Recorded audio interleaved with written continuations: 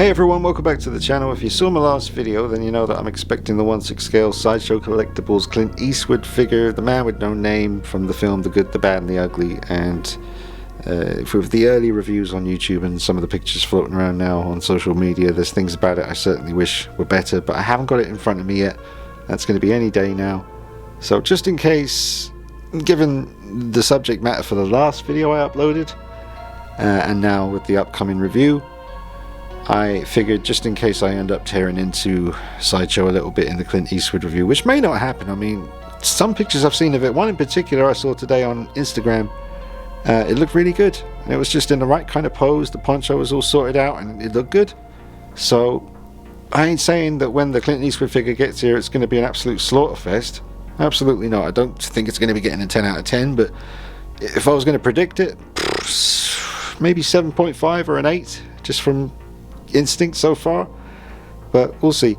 But the point is, just in case I do end up tearing into that figure, if that is the case when I get it in person, I wanted to show some love to Sideshow because these are two figures that they did do right.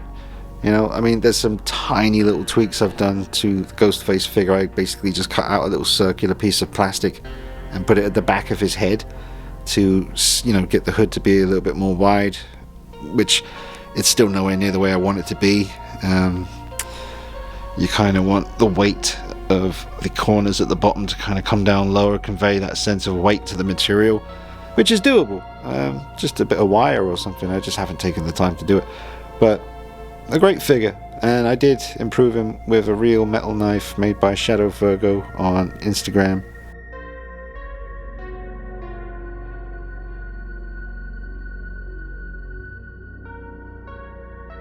And it is just a hell of a knife. A real shrunk down, screen accurate knife by the master. But beautiful, you know, tailoring on his robe, whatever you want to call it. It doesn't have too much of that kind of glittery sparkle effect that it had in the first movie. I'm no expert on Ghostface or Scream, folks. I've seen 1, 2, 3, 4, and that's it. I haven't seen 5 and the new one's coming out, part 6, which does look pretty damn cool from the trailer. I'm quite keen to see that. So the main point is, folks, these are some figures in my collection I have from Sideshow Collectibles that are excellent. So gotta show them some love before, you know, whatever happens with Clint Eastwood. But they really did do a great job on these. This is Mr. Leatherface from the original Texas Chainsaw Massacre. I love the sculpted hair on this figure. I do have the 3-0 version of the one that's about to come out from Sideshow, and that has real hair. It's not very good quality hair on the 3-0 figure at all. I had to put some gel in it to try and get it to look a little bit more like hair. But I actually really like the sculpted hair, just like I do on my Michael Myers head sculpts from Trick or Treat Studios, you know, because if they sculpt it right, you just never have to worry about it. And I just don't like messing around with 1/6 scale real hair. It can be a real pain in the butt. It obviously can look incredible once you get it styled right. Makes for some very convincing photography, especially with Michael Myers. But oh, and massive shout out to Mr. Chris Barker. He actually sent me this figure as a gift. And what a wonderful, wonderful thing to do. Chris, if you get to see this video, man, thank you so much. It's one of the best horror figures in my collection. It's pretty much absolutely stock. I haven't done anything to this ever, now that I think about it. Never did anything, didn't need anything doing. I mean, I guess you could weather it a bit more, but no, I'm fine. He's got a nice dusty looking jacket on. It's just an amazing piece. So massive thank you, Chris. I absolutely love this. But honestly, two figures that Sideshow did exceptionally well. So gotta show them some love on these two.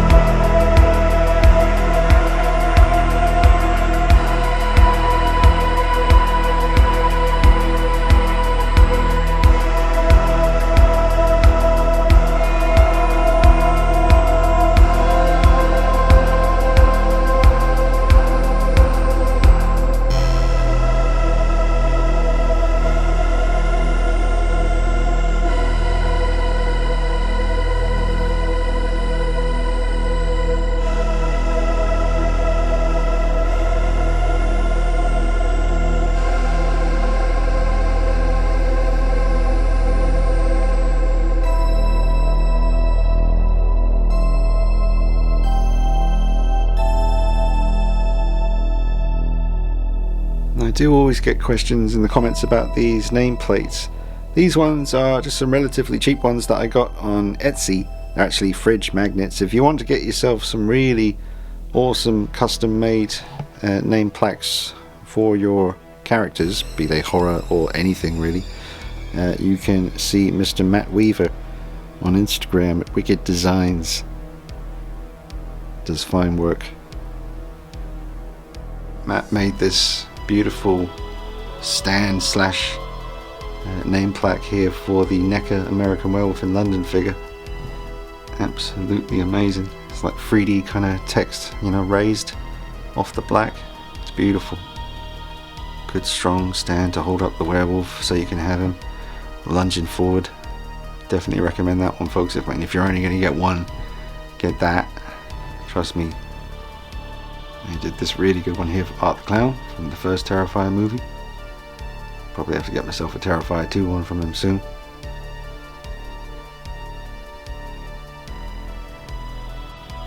He also did this awesome Alien one as well for my big chap by Hot Toys. I saw one of these on eBay today going for not too bad money. There was also a Demon Batman by Hot Toys on eBay going for £130, brand new. The guy only getting rid of it because he only wanted the Scarecrow and he had to get the double pack. But look at that, man. That's on eBay right now for about £230, I think it was. There's me heads. Various heads. But yeah, other Matt Weaver ones, like you got the Hellraiser one, that's by him. Predator 2. Turn up the brightness on the camera, so a good Predator 2 one back there. Oh, and of course the mask stands with the nameplates. They're also by Matt on Instagram and will enhance your mask display. I can't talk about Matt Weaver's stuff and not show you the Spider-Man one. That's beautiful. All raised for the Hot Toys classic suit Spider-Man figure. Beautiful. Get a Green Goblin one while you're at it, if you've got a Green Goblin. And the Toy Story one he did was awesome. Might have to get some Godzilla ones actually, because that would certainly help people who don't know exactly which versions each one is, to have a nice little display for each one. That's something we could talk about in the future, Matt. Yeah. Anyway, a Fight Club one down here. But it is just a quick video, folks, just to show some love to two pieces by Sideshow Collectibles in the collection that I think are very, very good, and I highly recommend them. I don't have an incredible amount of Sideshow stuff. I have a couple of their premium formats, which happen to be right beside me. You've got Catwoman and Vampirella, two incredible pieces. Honestly, I can't fault them. When it comes to statues and busts, I have the Endo Skull from Terminator 2. Which is incredible. That's made from the same molds as the skull from Terminator 2 Judgment Day. Stan Winston, he was around when this was being made and made sure that it was absolutely perfect. It's the best Endo Skull you can get. It's absolutely incredible. So, come to think about it, I was going to say I had 6 Sideshow pieces in the collection, but that was only figures.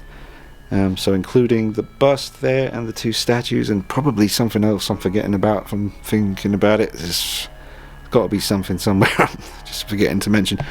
So I got about 8 or 9 pieces by Sideshow. So, you know, I'll tell you what it is. The reason I get passionate about stuff like this, and in the last video, the things I was saying and what I may end up saying in the Clint Eastwood video, it's all coming from passion and love. And I love what Sideshow do. I mean, I love the Big Bang Theory. Everything you see in Stuart's comic book shop is made by Sideshow pretty much. Obviously they were working together, and it was beautiful seeing that. You know, I always loved the scenes in the comic book store and pointing out things to family members or friends if they were around and the episode was like, I got that. Like, you'd also, you know, you'd see that Endo Skull in the show and I'd always point it out, and you know, and you'd sometimes see Adam Hughes Catwoman posters on the wall in the background and stuff. It was awesome.